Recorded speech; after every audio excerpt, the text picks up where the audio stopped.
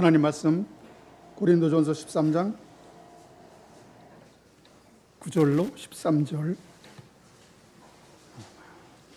다 같이 우리 한 목소리로 합독합니다. 우리가 약할 때 너희가 강한 것을 기뻐하고 죄송합니다. 고린도전서 13장에 9절 우리는 부분적으로 알고 부분적으로 예언하니 온전한 것이 올 때에는 부분적으로 하던 것이 패하리라.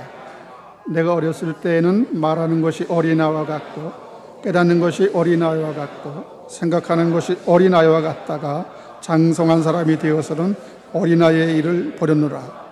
우리가 지금은 거울로 보는 것 같이 희미하나 그때는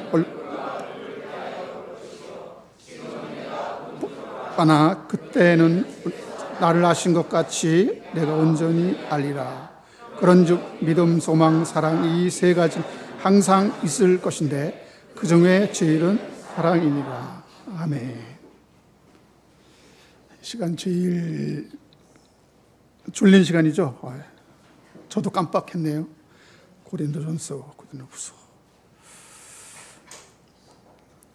재미있게 설교를 해야 되는데 그럴 능력이 없어가지고 졸기 딱 좋은 시간입니다. 근데 우리 늘푸른 교회 성도님께 아주 놀라운 얘기를 전합니다. 좀 전에 점심 식사를 하면서 우리 장로님들과 점심 식사를 했는데 너무나 깜짝 놀랐어요. 우리 장로님들과의 대화의 90%가 오후의 설교 내용을 그대로 하셨어요.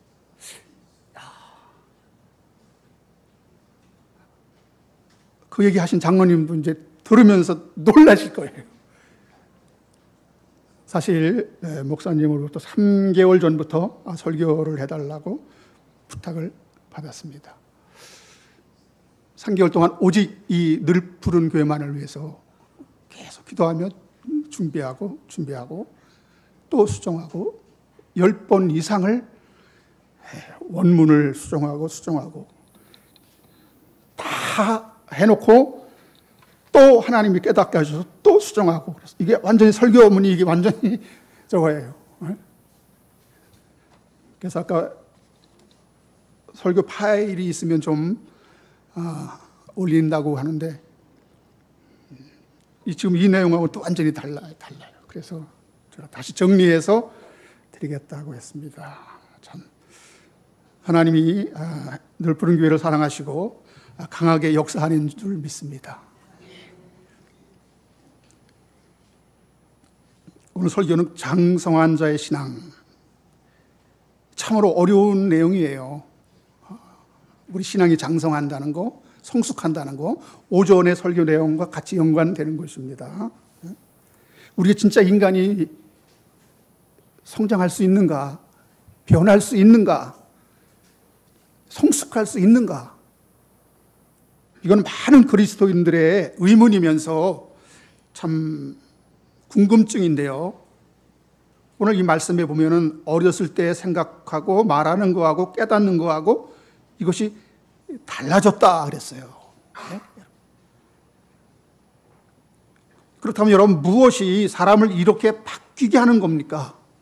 한마디로 그것은 시간입니다. 시간. 그리고 경험입니다. 물론 이것은 방향성이 맞았다라는 전제 아래 드리는 말씀입니다. 왜냐하면요, 오늘 본문의 말씀은 장성한 자가 된다는 것이 무엇을 의미하고 있는지 힌트를 주고 있는데요. 인간은 애당초 그 관역이 빗나가 다 삐뚤어지고 어긋나게 된 것입니다. 이것이 바로 잡히려면 이 방향성이 맞아야 하는데, 여러분 인간은 나는 죄인이요 예수는 구세주이며 오직 주 예수를 믿음으로만이 그 십자가 안에서 하나님의 은혜로 구원을 얻는다. 이거를 여러분 인간이 성령의 도움이 없이 깨달을 수 있냐 이거예요. 그래서 이것을 깨달으려면은 그 걷는 길에서 완전히 돌이켜야 된다 그래요. 이거 몇 도죠? 180도. 그래서 이 회개한다, 이것이 메타노이아는 방향을 완전히 전환한다, 뉴턴한다, 이런 뜻이 있어요.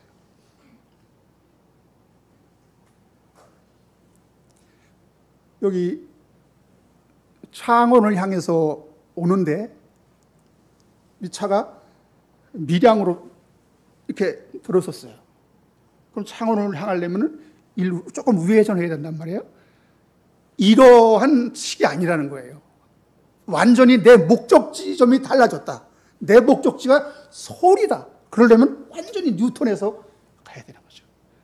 이렇게 인간은 성령 받기 전에 우리 인간은 다 그릇되고 삐뚤어지고 어긋나서 제 갈 길로 가는 거예요.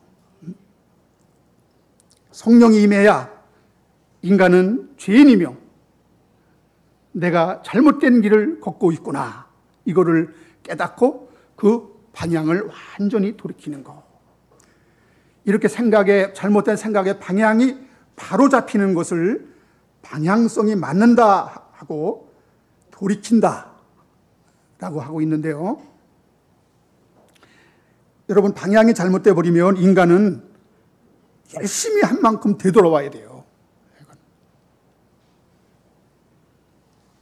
그래서 여러분, 첫째로 인간은 죄인의 길에서 돌이키는 이 생각의 변화, 이 관점의 변화, 시각의 변화, 이 대전환이 꼭 필요한 것입니다. 이것을 성경은 회심한다 그래요. 회심하지 않고는 아무리 그가 천사처럼 성도처럼 변해도 그거는 아무런 가치가 없다는 거예요. 여러분, 누가복음 23장에 보면은 예수님이 십자가를 메고 가실 때 그를 따르던 여인들이 있었어요. 얼마나 예수님이 힘들어했는지 사람들이 시골에서 온 구레네 시몬에게 그 십자가를 대신 지게 합니다. 그것을 본 그 이스라엘 여인들이 통곡하는 거 있죠. 막 애처로워하고 슬퍼하는 거 있죠. 이들에게 예수님은 유명한 말씀을 하십니다. 나를 위해 울지 말고 너와 내 자녀를 위해 울라. 이게 무슨 말씀일까요? 그들이 열심히 예수를 쫓았지만, 예수를 따라왔지만, 그들이 예수를 따른 그 방향이 원래 처음부터 잘못됐다는 거예요. 그들은 잘못된 생각으로 예수님을 지금 좇고 있다는 겁니다. 어떻게? 로마의 압제로부터 우리를 해방시켜줄 그 민족적인 메시아, 정치적인 메시아, 그리스도 왕으로 생각하고 그 예수가 우리 유대의 왕이 되면 우리는 모든 문제를 해결할 수 있을 텐데, 그 왕이 이렇게 허무하게 십자가를 달게 되다니 참으로 비통하다는 거예요.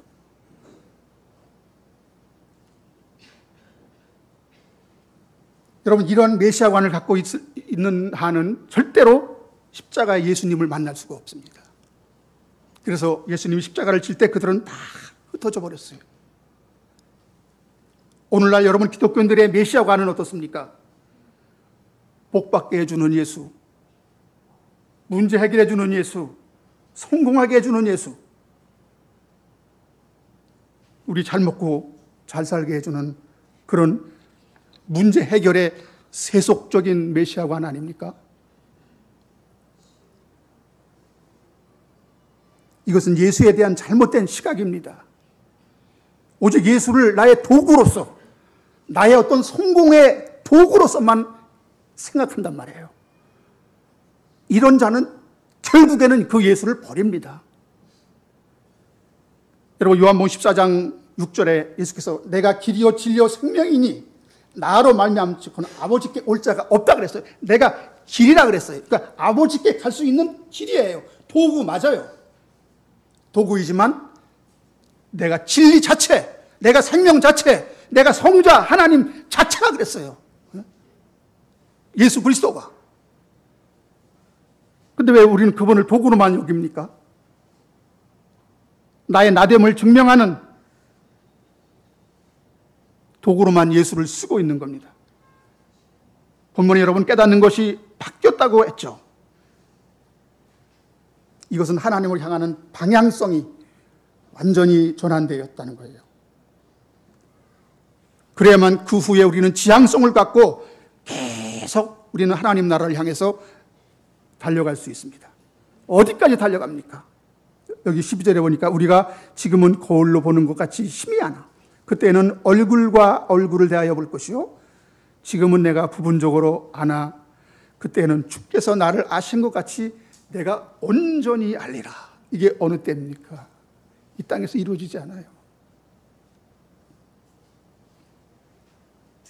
주님이 여러분을 아신 것처럼 여러분이 주님을 정말 그렇게 100% 알 수 있습니까? 아니죠. 그때는 언제입니까? 주께서 나를 아신 것 같이 내가 온전히 주님을 알게 될 때, 지금은 우리가 하나님을 부분적으로만 알고 있습니다. 온전히 알 수 없습니다. 어느 누구도 주님을 직접 대면하기까지 진리가 될 수 없으며 예수가 될 수 없는 것입니다. 여러분, 그런 주장을 하는 자들이 있다면 그가 예수예요. 얼마 전에 찬양을 듣기를 좋아해서 어떤 목사님, 찬양 집회를 인도하는 그런 목사님인데 말씀을 전하더라고요. 조금 들어봤는데 예수의 대표성의 원리를 얘기합니다. 예수 그리스도께서 우리의 죄를 대신해서 예수 우리 구세주여 우리의 대표자다. 이와 같이 오늘날도 예수께서 이 땅에 제2의 예수, 제3의 예수를 대표자로 세워서 그들을 통하여 남은 자들을 구원한다. 이렇게 얘기하는 거예요. 이상하다. 이게 누구냐 그랬더니 신사도 운동을 하는 분입니다.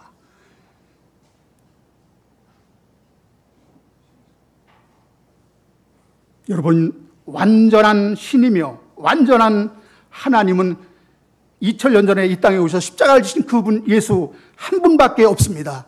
여러분, 다른 예수가 또 있다면 그는 자칭 예수요 적그리스도인 것입니다. 사랑하는 여러분, 내가 예수가 되어 구원되는 것이 아니라 난 예수가 절대 필요한 죄인입니다. 이거 깨달은 자가 그 예수를 믿음으로, 즉 은혜로만 구원받는 것이 기독교입니다. 제2의 예수, 작은 예수, 누가 이런 얘기했죠? 지금은 돌아가셨지만 제가 참으로 존경하는 목사님이지만 옥하는 목사님, 그런 오해받을 그런 소지의 얘기를 하신 적이 있어요. 우리는 작은 예수가 되는 게 아닙니다. 무당입니까? 무당은 뭐 새끼 무당이 있더만요. 네? 불교입니까? 우리가 뭐 부처가 되고 해탈하고 이런 게 기독교, 이런 게 불교예요. 내가 어떤 완성돼서 내가 뭐가 스스로 어떤 것이 어떤 되어서 구원받는다는 그런 논리는 기독교에는 없어요.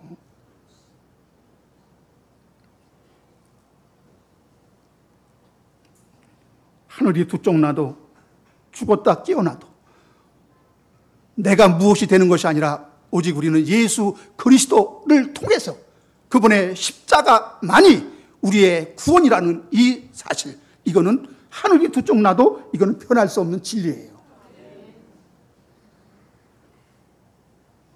그래서 우리가 예수 믿으면 의인이 되었으니 이제 십자가 필요 없게 되었다 생각할 수 있는데 이건 착각이라니까요. 이것이 대단한 믿음, 대단히 성장한 믿음인 양 이렇게 자기를 치장하는 거예요. 나 완성됐어. 나 다 통했다니까. 나 진리가 되었다니까. 이렇게 주장하는 사람 여러분 보죠. 얼마나 그 자부심을 갖습니까?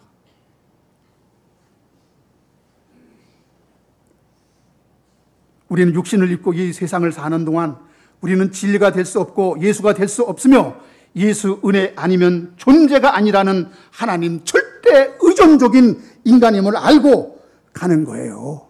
이거 알고 가는 거예요.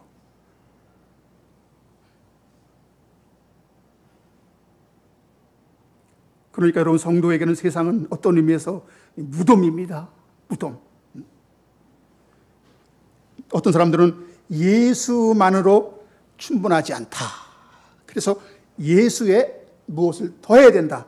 그래서 오늘날 뭐 종말 복음이니 계시록을 알아야 된다. 그건 예수에 무엇을 더해야 된다는 거예요.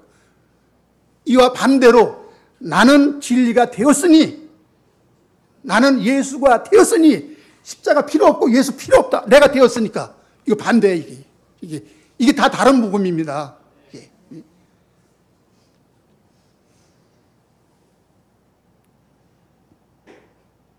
본문에서 깨닫는 것이 변했다 했잖아요. 우리의 깨달음은 말씀 안에서 성령의 조명으로만 가능합니다. 고린도전서 2장 10절에 오직 하나님의 성령으로 이것을 우리에게 보이셨으니 성령은 모든 것 하나님의 깊은 것이라도 통달하시느니라. 이처럼 여러분 깨달음은 주 예수 그리스도의 성경을 배우고 깊이 알아가는 과정에서 주어지는 겁니다. 그래서 우리에게 기독론이 중요하고요, 신론이 매우 중요합니다. 하나님 존재에 대한 기본 인식이 잘못되어 있으면 결국 이상한 교리, 엉터리 성경 해석이 나오게 되어 있거든요. 그래서 여러분 나온 것이 뭔지 아십니까? 귀신론. 여러분 이들은 예수가 아니라 귀신이 우리 신앙의 중심이 되어요. 이들의 관심사는 오직 귀신이에요. 성경 해석의 방향 오직 귀신이에요. 예수께서 오신 목적도 오직 귀신 결박하기 위해서 오신 거예요. 여러분 귀신론은 성경 해석의 관점이 잘못됐고 신앙의 목표 지점이 완전 잘못된 케이스입니다. 이처럼 여러분 성경에 대한 기본 인식이 잘못되면 엉뚱한 주장, 엉뚱한 교리 나오게 되어 있어요. 여러분 성경을 놓고 모든 것을 옳고 그름의 이중잣대로, 그리고 하나님과 사탄의 선악 대결 구도로 보면 성경을 제대로 볼 수 없습니다. 어떤 분들은 모든 잘못된 것을 다 귀신으로 규정하고 그걸 물리치고 몰아내야 한다고 난리법석을 떨고 있거든요. 그래서 뭐 감기도 귀신, 혈기도 귀신, 의심도 귀신 막, 조는 것도 귀신 막. 졸면 안 돼요, 귀신들이니까. 이들은 매일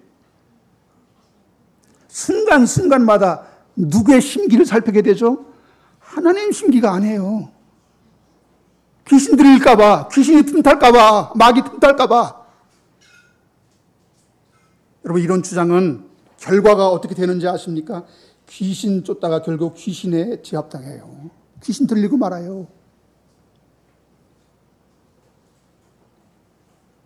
결국 귀신의 종이 되고 마는 것입니다. 얼마 전에 대적 기도라는 아주 유명한 책이 있어요.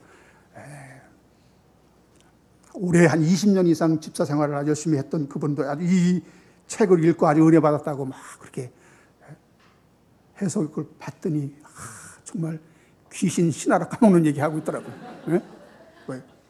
대적 기도하면 평소 위축된 마음에서 벗어나 자신감 생기고, 남편이 화를 낼 때 대적 기도하면 온유한 자로 바뀌고, 컴퓨터 게임하는 아이에게 대적 기도하면 곧 멈추게 되고, 자기 안에 있는 분노의 영을 대적하게 되면 좋아진다. 만능이잖아요, 만능.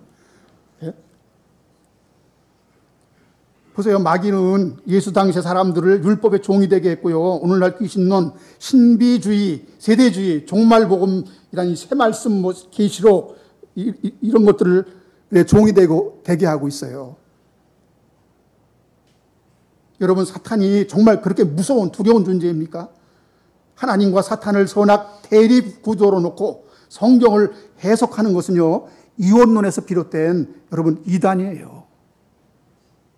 여러분 그렇다면 선과 악이 처음부터 존재해야 되고요, 악마와 귀신은 처음부터 하나님과 대적하여 싸우는, 하나님도 어찌할 수 없는 그런 존재라는 가정이 성립되는 거예요. 이것이 바로 이원론이거든요. 이건 오직 홀로 만물을 창조하신 전능한 하나님을 믿지 않는 것이요, 유일무이한 전능한 하나님의 절대성을 훼손하는 겁니다. 성경은 우리가 마귀와 싸워 이긴 승리자가 아니라 패잔병으로 여러분 등장시키고 결국 십자가 안에서만 승리자로 여겨주시기 때문에 육신적으로 언제나 마귀의 미혹에 나가 떨어지는, 시험다가 넘어지는 그런 자로 여러분 이 성도를 그렇게 연약한 자로 묘사해요. 그래서 귀신을 퇴적하라.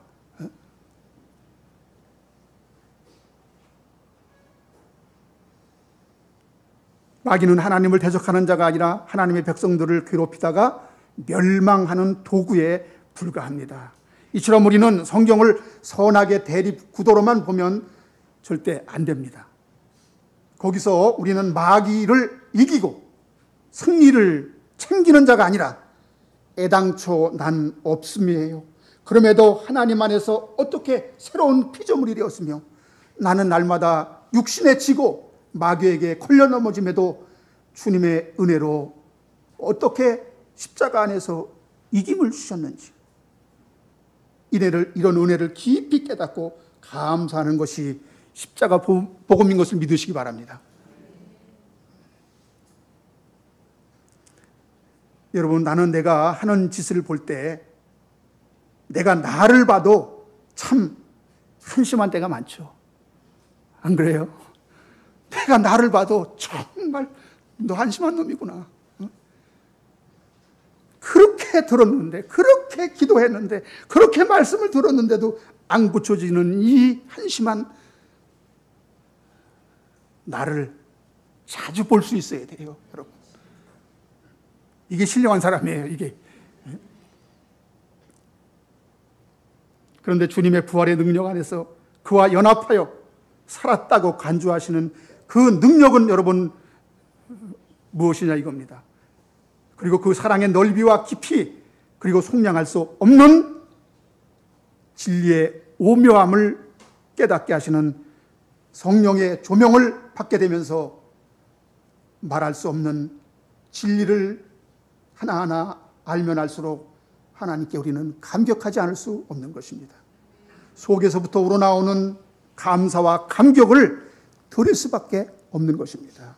날마다 여러분 이러한 사실을 날마다 깨닫고 이러한 우리 자신을 날마다 확인할 때 정말 그것이 성령 충만한 삶이요, 여러분 그것이 하나님과 함께하는 삶인 것을 믿으시기 바랍니다. 근데 마귀는 언제나 우리가 성경 안에서 이러한 풍성한 은혜를 누리지 못하고 내가 잘났다, 내가 옳다, 그런 관점으로만 성경을 편협하게 보게 하여 결국 하나님의 은혜를 온전히 누리지 못하게 하는 것입니다. 근데 보세요. 히브리서 5장 14절에 장성한 자는 지각을 사용함으로 연단을 받아 선악을 분별하는 자들이라. 여러분, 무조건 믿는 것이 아니라 사고한다고 되어 있어요. 생각한다고 되어 있어요. 그래서 맞는지 틀리는지 분별하는 자들이라고 그랬어요. 여러분, 성경을 편협하게 보면은 안 됩니다. 단편적으로 보면은 안 됩니다. 그래서 성경 안에서 여러분 은혜의 양면성이 있음을 알아야 돼요. 사도 바울은 묵시 안에서 셋째 하늘에 있는 자기를 봤어요. 그리고 역사 안에서는 죄인의 괴수인 자기의 모습을 함께 봤다는 말이에요. 묵시와 역사를 같이 본 겁니다. 그리고 구원의 이중성을 또 봐야 돼요. 완료적인 구원, 구원의 완성이죠. 완성의 측면이죠. 그리고 현재 진행형의 그 구원, 이것은 이루어가는 것입니다. 여러분, 구원받은 성도는 죄인이에요, 의인이에요?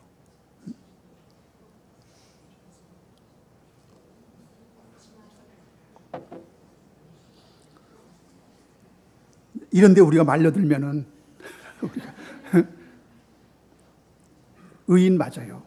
근데 정확한 표현은 의인인 동시에 죄인이에요. 용서받은 죄인이에요. 의인이다. 어떤 의미입니까? 신분적으로 우리는 거룩한 신분을 입었어요. 그래서 의인이에요. 그 다음에 관계적으로 우리는 하나님의 아들이 되었어요. 그래서 하나님과 부자지간에 의인이죠. 하나님 아들이니까. 그 다음에 합법적으로 우리를 정죄하고 우리를 심판하는 율법을 예수님이 다 이루시고 우리를 율법의 의미에서 우리를 해방시켰어요. 그러니까 완전히 합법적으로 우리는 의인이에요. 근데 실존적으로 우리는 여전히 죄의 영향력으로부터 완전히 해방되지 못한 실존은 죄인의 모습. 이걸 다 볼 수 있어야 돼요. 여러분, 구원파는 왜 기독교인들은 그렇게 구원받았다고 하면서 용서받았다고 하면서 매일 또 그렇게 회개를 해? 자기네들이 성경을 완전히 입체적으로 양면적으로 자기네들이 보지 못하는 그런 소경이란 말이에요.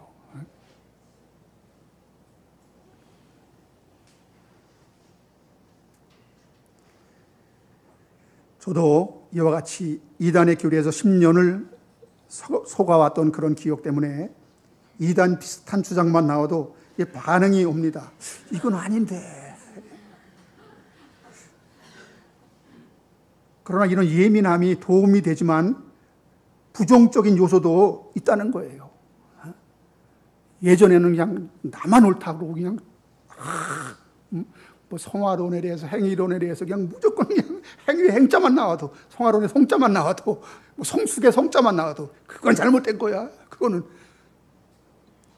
근데 그것이 아닐 수도 있다.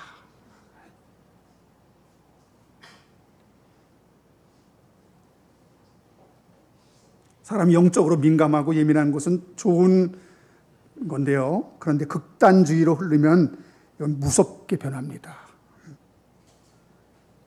여러분, 우리 중생, 거듭남, 구원은 단회성입니까? 반복성입니까? 한 번 구원받으면 끝입니까? 아니면 계속 구원을 이루어가야 하는 것입니까? 회개는 단 한 번 하고 그치는 것입니까? 계속 반복적으로 하는 것입니까? 목사님, 참 요상관만 질문하시네. 이렇게 진리를 흑백 논리로 접근하면 분명히 오류가 생겨요. 이건 맞고 저건 틀리다. 근데 다 맞을 수도 있거든요. 여러분, 중생 언제 거듭납니까? 회개할 때? 아니잖아요. 영원 전에 묵시 안에서 일순간에 이루어진 하늘의 신비로운 사건이에요. 이미 묵시 안에서. 뭐 예적이나 교리 떠나서 중생 거듭남 구원은 세상적인 언어가 아니라 하늘의 언어예요. 그래서 박식했던 여러분 니고데모도 그 의미를 세상적인 언어로만 받아들여 가지고 거듭나야 한다고 하니까 사람이 다시 부모님 뱃속으로 들어갔다 나와야 되는 겁니까? 이런 엉뚱한 질문을 한 거예요.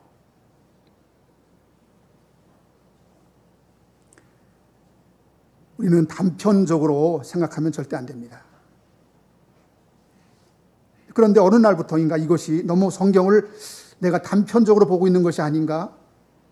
그렇다면 성경의 성화는 아니지만 성도의 변화, 성수, 자라남, 그리고 풍성한 은혜의 말씀을 누리는 것, 이런 단계조차도 이게 잘못된 것이라고 그저 무시해야만 하는 것인지, 이런 현상은 어떻게 받아들여야 할지, 이런 생각을 어느 때부터인가 곰곰이 하나님께서 하게 하셨죠. 네. 자, 그럼 보겠습니다. 성도에게 신앙의 성숙이란 여정과 장성이란 과정이 꼭 필요했던 이유가 있어요. 디모데전서 4장 15절 16절 보면은 이 모든 일에 전심전력하여 너의 성숙함을 모든 사람에게 나타나게 하라. 네가 네 자신과 가르침을 살펴 이 일을 계속하라. 이것을 행함으로 네 자신과 내게 듣는 자를 구원하리라. 이 모든 일에 전심전력하여 너희 성숙함을 모든 사람에게 나타나게 하라 했죠. 그래야 내게 듣는 사람을 구원하리라. 분명 성숙함을 지금 이야기하고 있습니다. 그리스도인이 성숙해야 된다. 무엇을 전심전력하라고 하는 것입니까? 육체의 연습이 아니라 경건을 연습하고 은사 받은 것을 소홀히 하지 말라고 하면서 내가 이를 때까지 말씀 읽는 것과 권하는 것과 그리고 가르치는 것을 게을리하지 말라. 왜? 거기에 너의 성숙이 나타나기 때문에. 우리는 자칫 성화론을 부정하다가 그리스도인의 자라남, 성숙한 신앙의 변화, 이런 것까지도 우리가 외면하는 우를 범하게 되지 않나 염려가 되는 것입니다.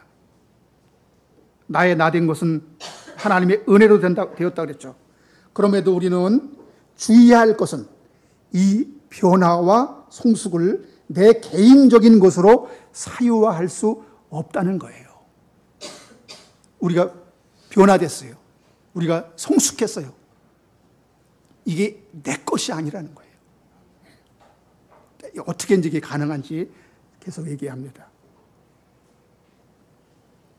그래서 성경은 이 변화와 성숙을 그리스도 안에서 이루어지는 은혜의 체험으로 강조하고 있는 것입니다. 그리스도 안에서 변화된다. 그리스도 안에서 내가 성숙함을 입는다. 에베소서 4장 13절 14절에서 우리가 다 하나님을 믿는 것과 아는 일에 하나가 되어 그리스도의 장성한 분량이 충만한 데까지 이르러야 한다고 말씀하고 있습니다. 왜냐하면 그래야 우리가 이제부터 어린아이가 되지 않고 사람들의 속임수와 간사한 유혹에 빠져 온갖 교훈의 풍조에 밀려 요동치 않게 된다고 했어요. 우리가 하나님을 아는 것에 그리고 믿는 것에 말씀 안에서 장성하지 못하면 매일 여러분 이단 사설이나 간사한 유혹에 빠져서 요동하게 되어 있습니다. 그럼 성경이 말하고 있는 진정한 장성, 성숙은 뭡니까? 그리스도의 장성한 분량이 충만하게 되는 것.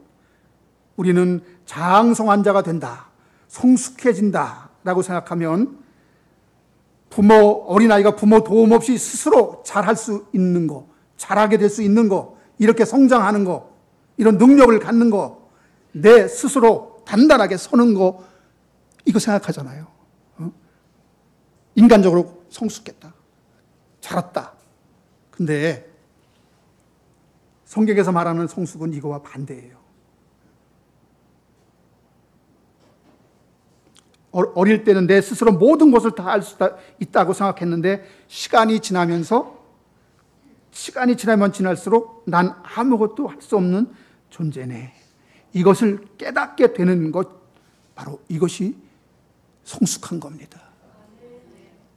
갈라디아서 2장 20절에 내가 그리스도와 함께 십자가에 못 박혔나니 그런즉 이제는 내가 사는 것이 아니라 내 안에 그리스도께서 사시는 것이라. 내 안에 그리스도께서 사는 것임을 내가 얼마나 그것을 인정하느냐. 그래서 여러분, 그리스도인께서 나를 정복하는 것, 나를 통치하는 것, 그 정도가 성숙이에요. 주도권의 문제예요. 통치권의 문제입니다. 그래서 나의 힘이 강해지는 것이 아니고 약함을 아는 것, 그리고 나의 가능성이 보이는 것이 아니라 가능성이 부정당하고 이 가능성이 기각당하는 것, 나의 의가 충만한 것이 아니라 전적 부패한 나를 볼 수 있는 것, 이것이 바로 성경이 말하는 성숙, 장성한 단계인 것을 여러분 아시기 바랍니다. 사실 여러분, 인간은 나 죽었어 하고 그렇게 납작 엎드리는 것이 아니라 틈만 나면 여러분 두더지처럼 머리를 쳐드는 거예요. 진짜 두더지가 아니라 두더지 게임 할 때 계속 때려도 올라가잖아요. 계속 때려도. 그럴 때 주님께서는 지그시 그 머리를 눌러주면 쑥 들어갑니다. 이렇게 나란 놈은 웬만해선 죽지 않는 지긋지긋한 놈이에요. 여러분 죄송하지만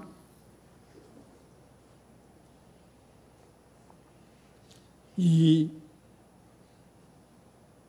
성장은 나의 거룩한 모습이 아니라 나의 바닥을 보는 바로 그 자아인식입니다. 나의 밑바닥을 볼 수 있는 그 나의 인지 능력, 이것을 여러분 성화라고 하는 것이에요. 이걸 성숙이라고 하는 것입니다. 그래서 여러분 성화의 끝지점, 바로 이 성숙의 끝지점은 나는 온데간데 없고 그리스도만 오롯이 남게 되는 그 지점. 이렇게 나란 존재는 그 존재 자체가 이 세상에서는 소멸되어야 하는 것인데 진짜 역사 속에서 인간은 절대 소멸되지 않습니다. 자기를 완전히 비우고 그리스도를 충만케 할 수 없다는 거예요. 그래서 나는 할 수 없으니 그리스도의 은혜가 나를 덮으소서, 이런 고백을 이끌어내는 것을 자기 부인이라고 하는 것입니다. 그래서 나는 없음, 나는 티끌, 그 자체임을 고백하고 그리스도의 은혜 안으로 숨어 들어가는 것, 이것을 함몰당하는 것이라고 하는데, 여러분 이것만이 사는 길임을 아는 것이 성숙이에요. 다시 말씀드리면 무얼 하는 것이 아니라 나 할 수 없음을 아는 것입니다. 베드로후서 3장 18절 한번 같이 보시겠습니다.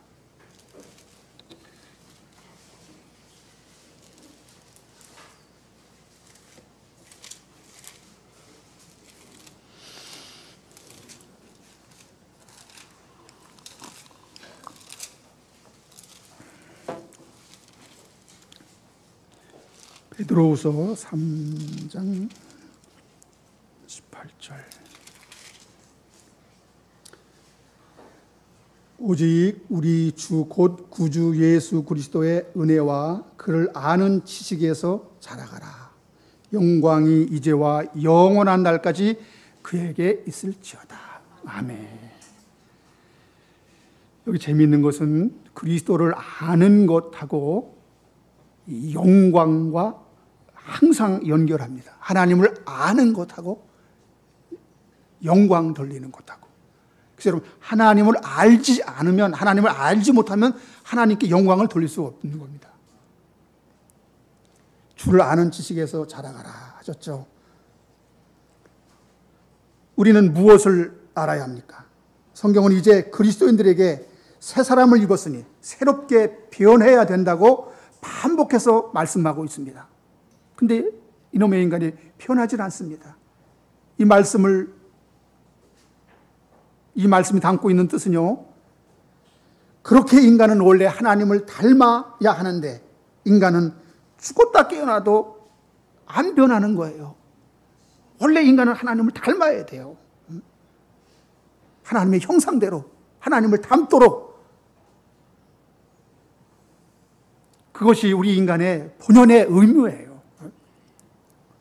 그런데 그것이 안 된다는 것이죠. 내가 죽어야 하는데 죽을 수 없으니 그래서 예수가 내 대신 십자가에 죽으신 것이로구나. 이걸 여러분 깨닫는 것입니다. 이거 하나 알고 가라고 하는 거예요.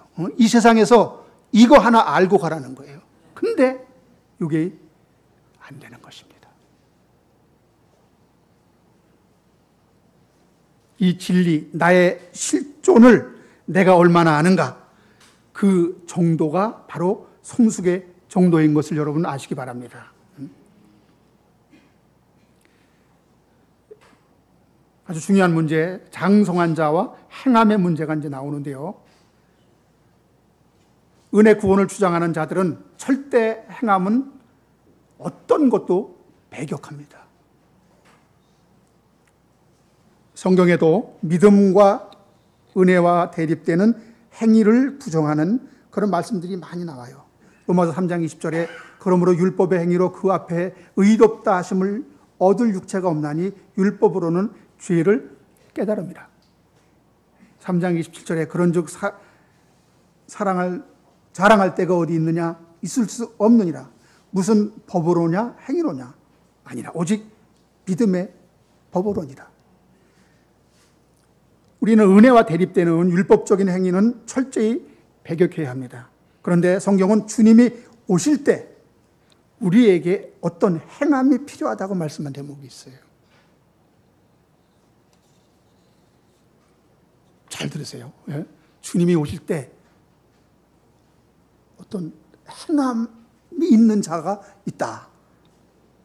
요한계시록 22장 10절에 보라 내가 속히 오리니 내가 줄 상이 내게 있어 각 사람에게 그 행한 대로 갚아주리라. 로마서 2장 6절 8절 하나님께서 각 사람에게 그 행한 대로 보응하시되 참고 선을 행하여 영광과 존귀와 썩지 아니함을 구하는 자에게는 영생으로 하시고 오직 당을 지어 진리를 따르지 아니하고 불의를 따르는 자에게는 진노와 분노로 하시리라. 무슨 말씀이죠? 하나님이 각 사람에게 그 행한 대로 보응하신다 했어요. 행한 대로 보응한다 하니까 아멘이 안 나오네요.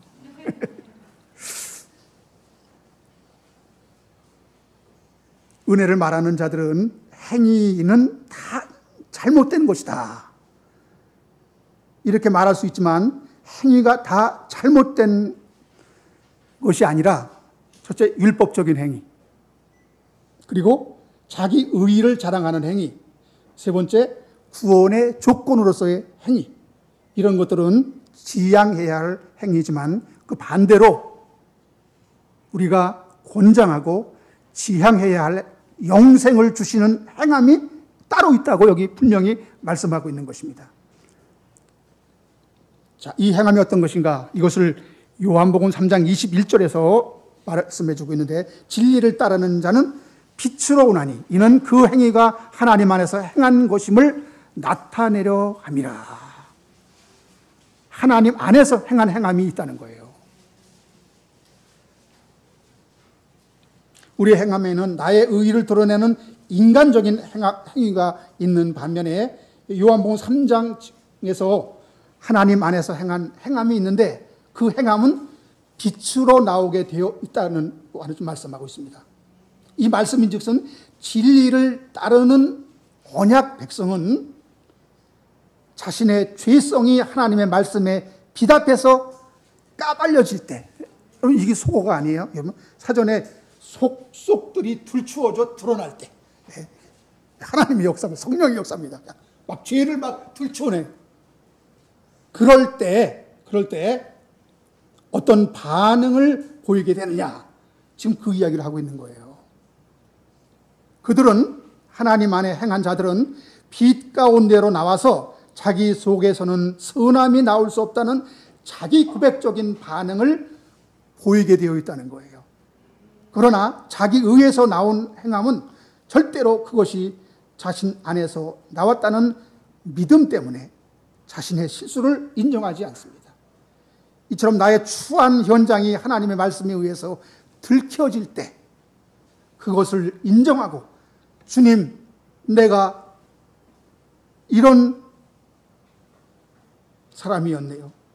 나를 도우소서. 주님밖에는 없습니다. 주님밖에는 없어요.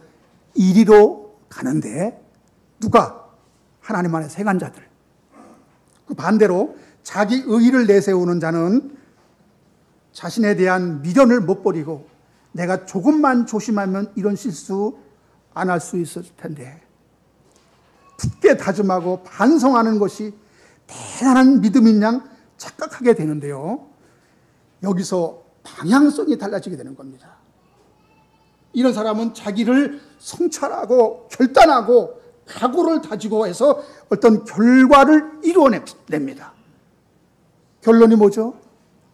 나 다 해냈어. 나 다 지켰어.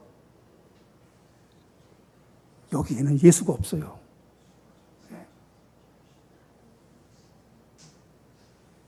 우리 육신의 삶은 아까도 얘기한 것처럼 예수가 필요한 자로 그렇게 판명돼야 돼요. 나 율법 다 지켰어. 나 하나님 말씀대로 다 온전히 살아. 예수가 필요 없잖아요.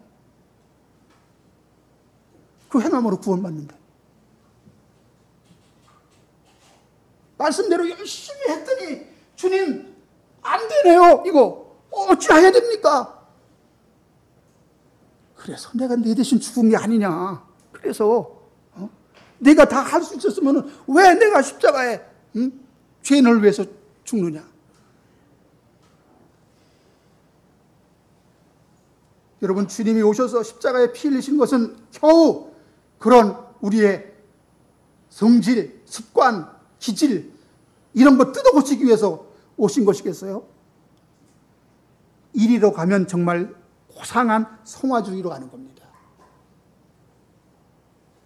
성경에서 말하고 있는 성숙은 이런 차원이 아니에요.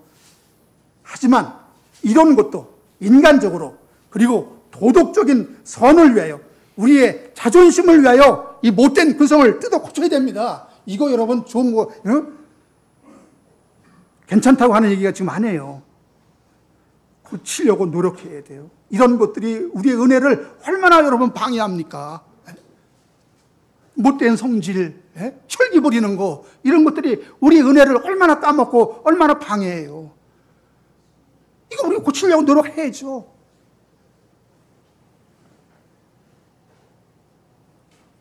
그러나 이런 노력이 우리의 성화적인 행함이라든가 장성한 신앙의 모습이라고 생각하면 그건 뭔가 핀트가 잘못 맞춰진 것입니다. 이렇게 되면 나란 존재 자체에 대한 근본적인 평가와 진단이 잘못되게 되어 있어요. 우리 열심의 방향성이 잘못 설정되면 우린 하면 할수록 더욱 엉뚱한 방향으로 나가게 되어 있는 것입니다. 결국 나는 내가 할 수 없는 쓰레기요. 먼지만도 못한 인간임에도 나의 그런 추악한 실체를 감추고 여전히 나의 가능성을 포기하지 않습니다. 집요합니다. 여러분, 이거 진정 주를 신뢰하거나 주를 믿는 행함이 아니에요. 이런 사람은 결정적일 때 언제나 주께 대들게 되어 있습니다. 이런 반응은 어둠이 빛 가운데로 나와서 나의 죄성이 들키지 않으려고 몸부림치며 나의 추하고 못난 자아가 폭로되는 것을 극구 거부하게 되었거든요. 여기서 행위는 무엇을 하는 것이라기보다는 나에게서 죄성이 튀어나올 때 주여 이것이 내 모습입니다. 이렇게 자신의 실체를 인정하고 주의 십자가를 바라보게 하는 것, 이런 반응, 이런 고백이 바로 하나님의 주신 행함이라는 거예요. 뭘 하고 안 하고의 문제가 아니고 하나님이 쳐들어와서 나의 죄성을 드러내고 이래도 내가 죄인이 아니야? 이래도 내가 자칭 의인이야? 이래도 내가 성경 다 율법대로 다 지켰어? 다 행했어? 그러면서 밝히 드러낼 때 주여 내가 그것을 못 봤네요. 나는 위선자입니다 하면서 하나님 앞에 무릎 꿇고 주여 내가 어찌해야 됩니까? 이게 하나님 만난 사람들의 공통적인 반응이었어요. 주여 내가 어찌해야 됩니까? 주여 나를 떠나소서.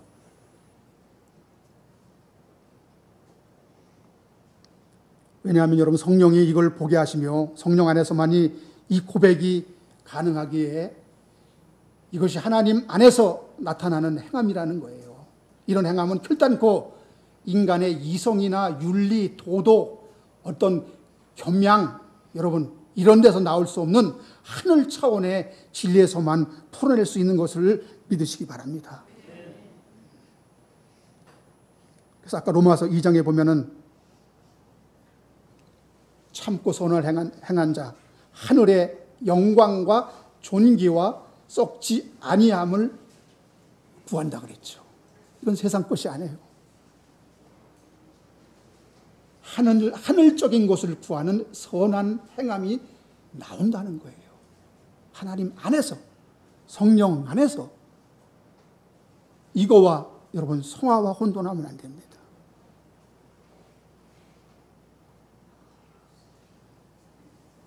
이런 거 모를 때 저 또한 행함을 순수하게 보지 못했던 것도 사실입니다. 처음엔 행위의 행자만 나와도 행위주의, 행위론자 이라고 배격하고 공격하고 했거든요. 여러분, 무엇을 행하고 나서 나의 의의를 자랑하고 내 행위를 드러낼 바에야 차라리 아무 일도 안 하는 것이 더 낫다. 가만히 있는 게 더 낫다. 이렇게까지 생각했어요. 자기 의의를 드러내려면 뭐로 행해, 뭐로 나서 가만히 있는 게 차라리 낫지. 근데 이것이 잘못된 생각이라는 거예요. 이것이 행위 구원론에 대한 나의 생각이 바뀌었다는 것이 아니고, 내 의의를 자랑하고 내 의의를 드러낼까 봐 아무것도 안 하는 것보다 차라리 뭔가 열심히 행하게 되므로 그 행함을 자랑하고 자신을 입증하려는 시도를 하고 자기 의의를 챙기고, 이럴지라도 여러분, 정말 언약 백성은 그 행함이라는 과정 안에서 나의 한계성과 무력함을 하나님 알게 하셔서 예수로 인도하신다는 거예요. 예? 그런 나의 잘못된 행함 속에서도 하나님 가장 얄밉게 보는 것이, 나는 전도 안 해, 나는 기도 안 해, 나는 봉사 안 해, 왜 내 의 챙길까 봐 제일 하나님이 미워해요. 예? 말이 되거든요. 난 내 의 챙길까 봐 그런 거 안 해. 그런 분 있죠.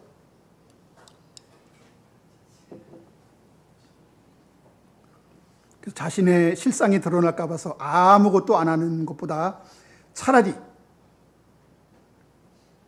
일하다가 쓰러지고 넘어지고 실족하고 자빠져도 이쪽이 더 낫다는 거예요. 일하다가 다른 사람에 상처를 주고 다른 사람을 찌르고 다른 사람 넘어지고 시험 들게 해도 그 일을 통해서 내 속에 찌르는 가시가 있구나. 다른 내 형제를 용납하지 못하는 그 옹졸함이 내 안에 있구나. 이것을 하나님이 까발려서 하나님께서 이것을 회개케 하신다니까요. 근데 가만히 있으면 어떻게 해? 내가 문 밖에서 두드리노니 열어야지 하나님 들어간다 그러거든요. 하나님이 능력이 없어 그러는 게 아니에요.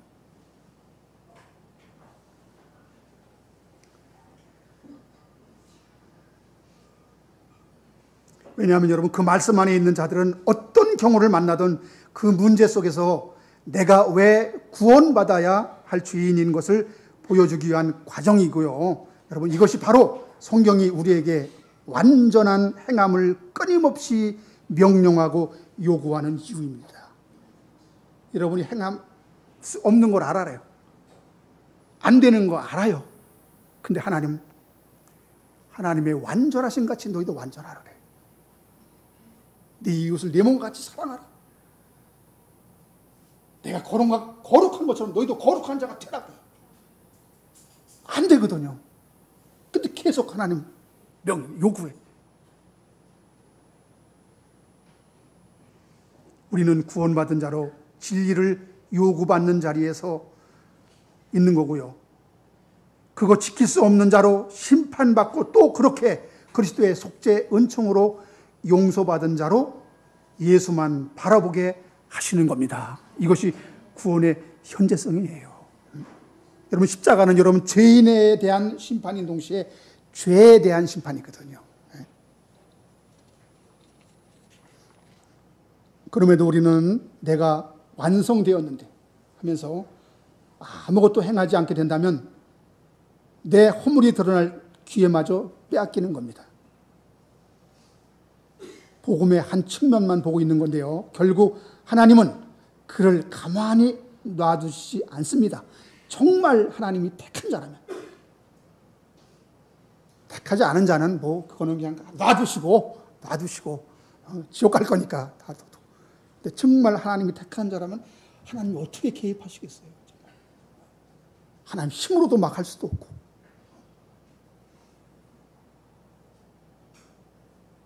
하나님 조용하게 오셔서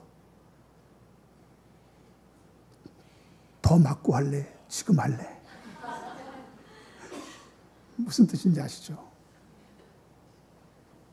여러분, 지혜로운 자는 안 맞고 주의 일을 하는 거고요. 좀 덜 미련한 자는 한 대 맞고 하는 거고. 아주 미련한 자는 맞고도 못 깨닫는 거예요. 우리는 다 한 대씩 얻어 맞고 온 사람들이죠. 그게 탕자예요. 그게 탕자. 그 맞고 죄짓고 방탕하고 죄가 무엇인지 뼈저리게 느끼고 아버지 품으로 돌아온 탕자보다 더 무서운 집안에 있던 탕자. 성경은 그가 어떻게 됐는지 얘기를 안 해요. 그가 돌이켰는지.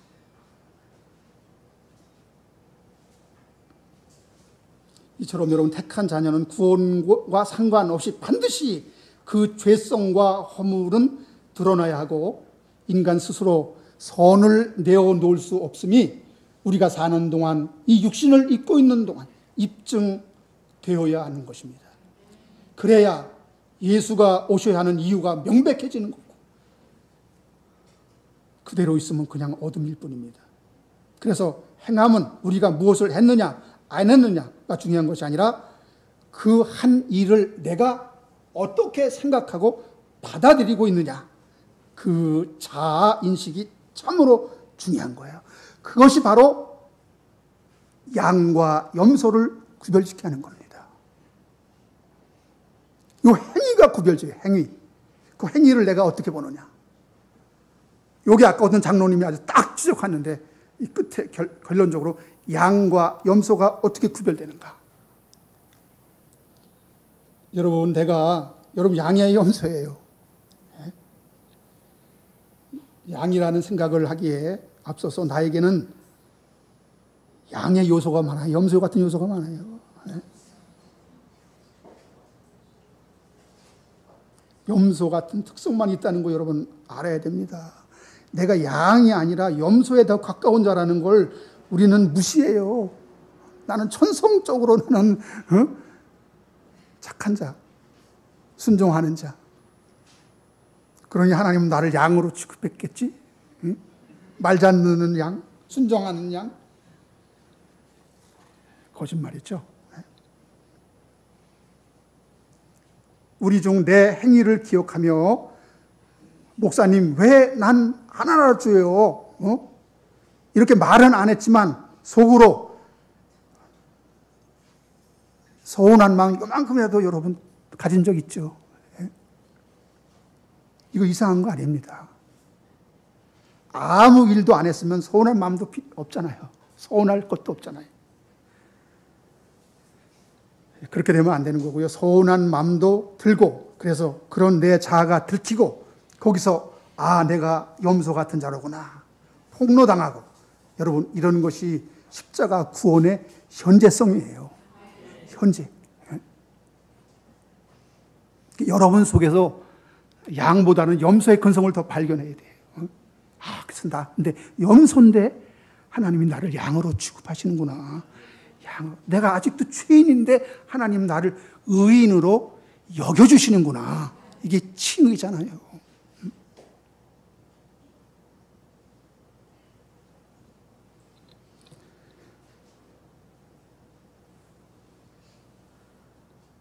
여러분, 염소는 어때요? 내가 하나님 앞에 일을 많이 했는데 자꾸 뭘 안 했다고 하십니까? 하면서 빡빡 우기고 있어요. 우린 다 염소의 근성을 갖고 있습니다.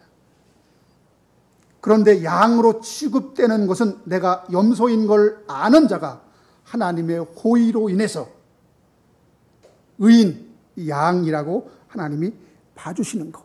얼마나 감사한 일이에요.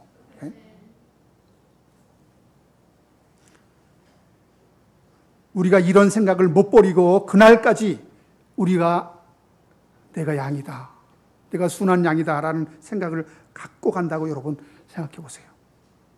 난 선한 일을 많이 한 주님께 고분고분한 양이니까, 이런 태도를 갖고 있는 자가 바로 염소라니까요.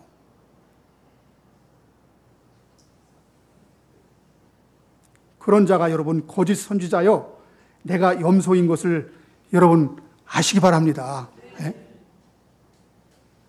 그럼 여러분 진짜 양은 어때요?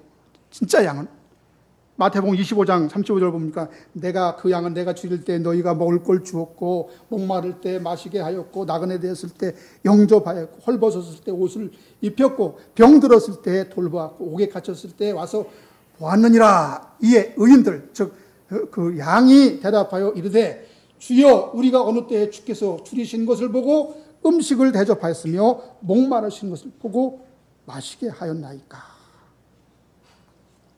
이 양은 이상한 습성을 갖고 있어요. 자기들이 행한 상받을 만한 일들을 고스란히 잊어버려. 기억상실증에 걸렸어요. 여러분, 지금 양의 근성인지 염소의 근성인지 금방 드러납니다. 여러분, 일주일 전에, 한 달 전에, 작년에 여러분이 했던 교회 봉사, 섬김, 전도, 구제, 여러분 선한 일, 이거 기억에 있습니까, 없습니까? 낱낱이 있죠. 달력에 싹 적어뒀죠.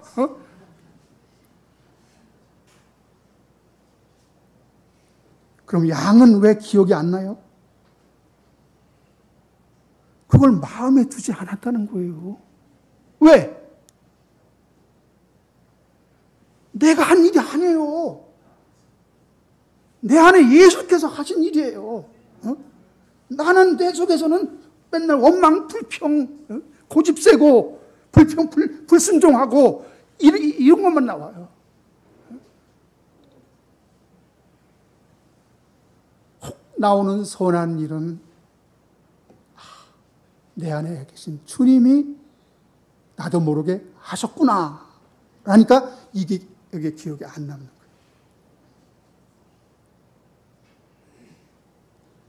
좋은 일, 상 받을 일을 싹 잊어버리시기 바랍니다. 이게 인간이 잃어버리기 쉽다고 잊어지겠어요? 내 안에서 결국 하나님의 칭찬받을, 상 받을 좋은 일이 나올 수 없구나라는 자아인식이 있어야 그것이 나올 때 그게 마음에 안 드는 거예요. 근데 나는 얼마든지 상 받을 일을 할 수 있고, 순종하고, 나는 말씀대로 살 수 있고, 나는 이렇게 의로운 자야, 나는 이렇게 할 수 있는 자야, 이런 인식이 있으면 그걸 다 챙깁니다. 아, 그래, 그때 내가 이렇게 했지. 누가 그것을 알아주지 않으면 이게 서운한 거예요. 이 자체가 염소요.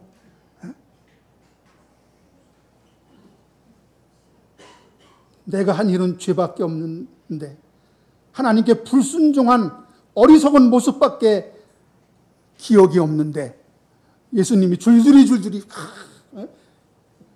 읊어대니까 언제 우리가 그런 일을 했습니까?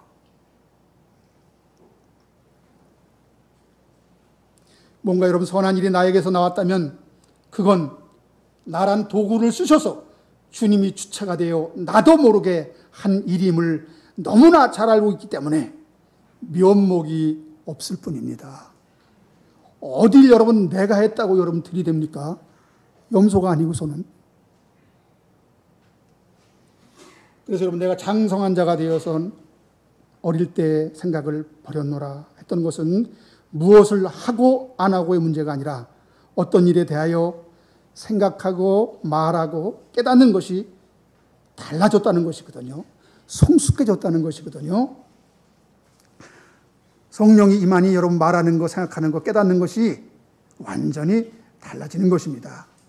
내가 한 일에 대한 나의 태도, 나의 반응, 나의 자세, 이런 것들이 내가 하나님을 알게 되므로, 하나님을 경험하게 되므로 하나님에 대한 사랑이 더욱더 깊어지고 더욱 그 사랑이 넓어지고 은혜가 더욱더 풍성해지고 하니까 생각하는 거, 깨닫는 거, 말하는 것이 달라지더라. 여러분, 그러니까 우리가 변화되기 위해서는 하나님을 알아야 되겠죠. 하나님을 아는데 자라가야 되겠죠. 그래서 여러분 말씀을 듣는 겁니다. 또 듣고 또 듣는 거예요. 아는 만큼 우리는 변할 수 있습니다. 그래서 여러분, 장성한 자는 반드시 하나님을 아는 일에 자라가지 않으면 안 됩니다. 골로새서 1장 10절에 보면 주께 합당하게 행하여 범사에 기쁘게 하고 모든 선한 일에 열매를 맺게 하시며 하나님을 아는 것에 자라게 하시고 그의 영광에 힘을 따라, 여기 또 영광 나오죠. 하나님을 아는 것하고 영광하고 항상 이렇게 연결이 됩니다. 여러분, 하나님을 아는 것에 계속 자라는 여러분 되시기를 바랍니다. 하나님을 아는 일에 자라는 만큼 우리는 내 속에서 절대로 선이 나올 수 없음이 더욱 자명해질 것입니다. 뭔가 하나님께 인정받을 만한 행동이 나왔다면 그건 내가 한 것이 아니요 내 기억 속에서 완전히 사라져야 할 것이고 나로 빛 가운데 행하게 하신 하나님께 감사와 영광을 돌려야 할 뿐입니다. 이것이 장성한 자의 모습입니다. 사랑하는 여러분, 앞으로 계속 하나님의 선하심을 맛보는 가운데 더욱 풍성한 은혜가 넘치게 되시기를 바라며, 비록 나는 쇠하여지고 나는 초라해지겠지만 그것이 주를 영광스럽게 하며 주를 높이는 복된 행함인 것을 믿으시고 묵시 안에서, 그리고 이 역사 안에서 그 은혜를 누리시되 마음껏 누리시는 여러분 되시기를 주님의 이름으로 축원합니다. 찬송가 453장 부르고 우리 마칩니다.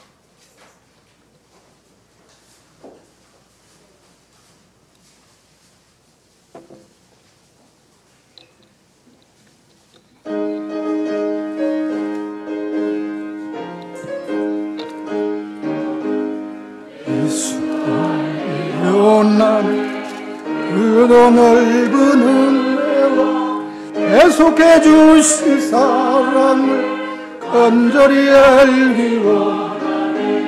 내 평생의 소원 계속해 주신 사랑을 간절히 알기 원하네. 성령 스승 되셨어 진리를 가르치시고 거룩한 뜻을 행하여 뜻을 알게 하소서. 내 평생의 소원 계속해 주신 사랑을 간절히 알게 하며 성령의 감화받아 하나님 말씀 배운 그 말씀 한 절 한 절이 예언의 주인대로다. 내 평생의 소원 내 평생의 소원 계속해 주신 사랑을 간절히 알기 원하네. 아멘.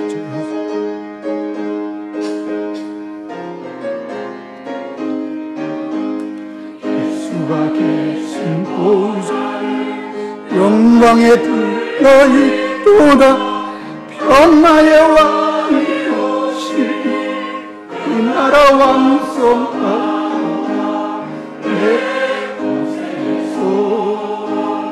내 평생의 소원 계속해 주신 사랑을 간절히 알고 기도합니다. 아버지, 예수를 더 알게 하시고 더 깊이 깨닫게 하시고 그 사랑을 더 풍성하게 맛보게 하시고 여호와의 선하심을 맛보할지어다 말씀한 것처럼 우리는 우리 자신을 온전히 우리는 알지 못하고 온전히 우리는 행할 수 없는 그런 자임이 날마다 드러나고 폭로될지라도 그것이 우리가 십자가의 현재성을 살고 있으며 구원이 필요한 자로 날마다 입증되며 예수를 바라보아야 되고 그것이 십자가를 붙들어야 할 이유인 것을 우리가 알 때 하나님 아버지 날마다 주님 안에서 하나님 안에서 우리의 썩지 아니할 영광의 행함이 나타나게 하시고 정말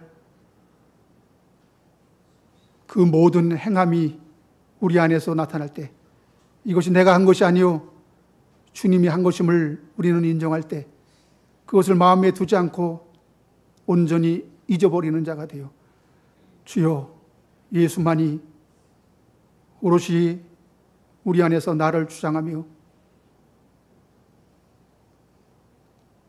예수가 주인된 그 삶을 날마다 살게 하시고 저들이 정말 말씀 안에서 날마다 십자가를 바라보게 하시고 주님을 만나게 하시고 이 늘 푸른 교회에 맡겨진 사명을 하나님께서 감당하게 더 큰 능력을 주시고 더 깊은 말씀을 깨닫게 하시고 복음 안에 든든히 서 많은 분들이 이 교회에서 십자가를 바라보며 진짜로 복음을 온전히 깨달을 수 있는 그런 교회로 굳게 세워주시옵시기만을 간절히 바라옵고나며 우리 주 예수 그리스도의 이름으로 기도드리옵나이다. 아멘.